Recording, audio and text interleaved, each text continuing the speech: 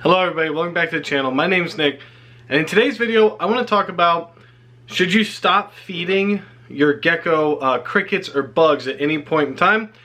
And I'm going to explain to you how my opinion's changed on this and how I was pretty much wrong. So let's get right into it. But before we do that, I need your guys' help in naming this confirmed 100% holdback no matter what, if it's male or female. So let's get in. There we go.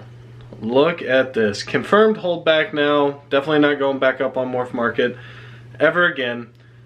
Just absolutely stunning gecko. I need name suggestions. So please comment those down below. In here, let me weigh it real quick. Alright, so this gecko's clocking in about 13 grams. I'm suspecting female, but drop name comments either way. If it ends up being a boy, you can drop unisex names, whatever you want. I mean, who cares? Let's just name our gecko. If it ends up being a big boy, then I guess we'll rename it. How about that? But anyway, let's get back into the topic of this video and feeding crickets to geckos. Okay, so I guess first of all, I will state where I stood on this. Whenever I first got into geckos, I kind of was on this thing where you need to feed them a balanced diet, right? You need to offer crickets 2 to 3 times a week, and you need to offer Pangea 2 to 3 times a week, and kind of let them pick, and whichever one they go for, great, they go for that one. Now, that worked out really well for my babies, but then I did this thing where once they hit like 45 to 50 grams, I started cutting back on bugs. Now, I did this because I didn't want my geckos to explode in weight or to, you know, get out of control with their weight. I just really didn't want that to happen. So I thought, and it made sense to me, was feed them less bugs as they get to that weight and make sure that they're really crushing that Pangea and things like that. Now, I will say that I do think that I still abide by that like a little bit, in the sense of maybe I will give them like this guy right here. This guy gets anywhere from probably, like last night I gave him some waxworms. Well, I gave all my babies waxworms last night, and he'll get crickets again soon, roaches, but we're talking probably 8 to 12 a week of varying things, right? Like I dump them in there on one night, let's say, and then I don't do it again until that next week on that same night. So they're not eating 12 bugs in one sitting. They're kind of in their little enclosure and they're hunting. That's where it comes in for adults too, okay? I try to keep my adults in as big a tanks as I can, big a tubs as I can. We're in the process still of switching everybody who I think can handle it to a 30-gallon tub. But for right now, they're just in these 66-quart tubs, which a 66-quart tub, I believe, is around like 15, 16 gallons or so. But they're laid out pretty nicely, in my opinion, so it works out okay. But where I am now with this is I do believe, and after talking to breeders and getting reached out to, because I was giving people advice of like, hey, once they hit a certain weight, maybe don't give them crickets as much anymore, because that's what I did. You know, I tell people to do what I do, because that's what I know works for me. So when you know, anytime you give advice, you're giving it based on your perspective. And sometimes it's nice to have other people reach out to you and be like, hey, here's probably why you should still feed bugs.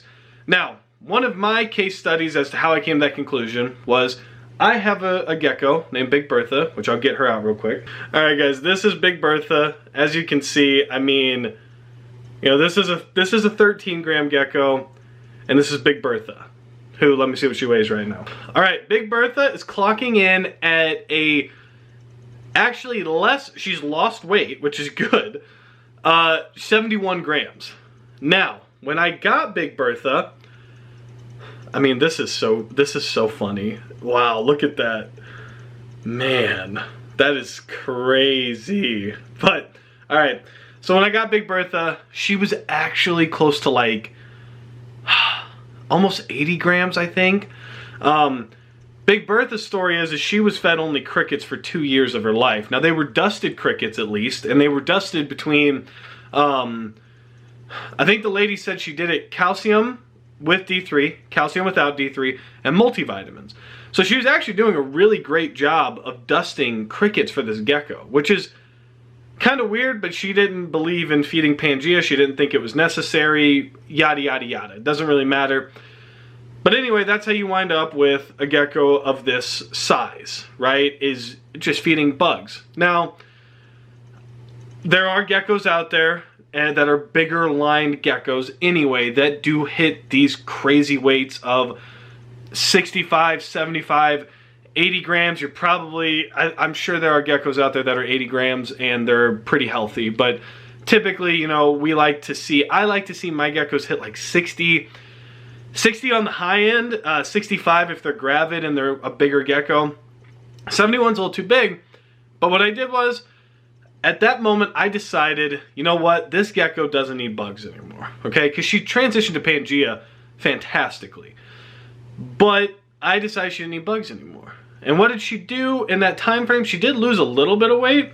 Not a ton, maybe a couple grams here or there, but for them to lose a couple grams is kind of a big deal. So I took someone else's advice on advice that I didn't necessarily know if I was wrong about or not, but I wanted to test it out again. Because if you come to a conclusion super early in something, it may not be a terrible idea to revisit it at some point and see how it works out at a later date. Because you'll learn more, you'll understand more, better, and you'll be able to actually come to better conclusions the more experience you have, right? That's my philosophy. When someone reaches out to me and they say, hey, I don't think you're giving the right advice, and they talk to me nicely, and they tell me, hey, here's why I don't think you're giving the right advice. This is my experience with it. It could be different than yours, yada, yada, yada. This person, he told me, he goes, hey, I've actually had geckos lose weight from giving them crickets because it gets them active and they hunt. Now, if you've been a fan of the channel, you know that I am huge on giving your geckos crickets over dubias only for the sense of that mental and physical enrichment that they do get. And I'm also a huge advocate for dumping crickets in their tank, tub, whatever have you, and let them hunt because it gets them moving, it gets them mind moving and things like that. Now, I can't explain why in my mind I'm so for one thing, but then I'm against the other thing, as in once they hit this certain weight, probably don't do it anymore. Doesn't really make much sense. And that's why I've come to this realization. That's why I'm making this video, is just to be like, hey, I was wrong. So what we've done is, like, I've passed 2 or 3 months now. I think it's been about 2 or 3 months since this person reached out to me. I ordered crickets that night for all my adults, and that's what we've been doing. We've been getting about 1,000 crickets every 10 days or so is about what it's working out to be. 10 to 14 days. It just depends on how long they last me. Because we have other reptiles as well that eat crickets. But start feeding crickets, and I think at that time she would have been probably 73 grams or so, and now she's down to 71. So with all that said, I now understand the logic more so, and I definitely think that a balanced diet makes more sense for these guys in the long run, and I think it's actually healthier for them. And that is something that, like I said, I was wrong about, and I'm not afraid to admit that I'm wrong. Because I still think that, you know, while I make these videos, I share my experiences with you guys, and I don't, and that's the truth, is it is my experience and it's my truth, right? But one thing that is super important that we all have to do in this community is we have to be open to maybe understanding that, hey, we're wrong. You did, not that you're wrong.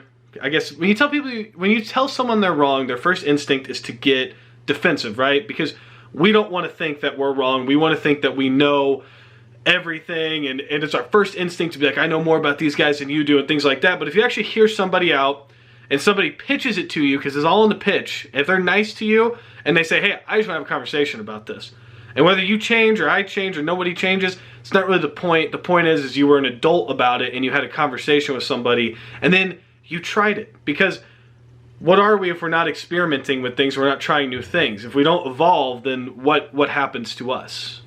Right? We become stupid. It becomes idiocracy. So I guess this was just a long video of just explaining why now I definitely buy into feeding your adults crickets, and to anybody who I gave that advice to not do it because I wasn't doing it, I apologize. I flipped, you know, is what it is. But that is gonna wrap up the video, guys. I hope you did enjoy it.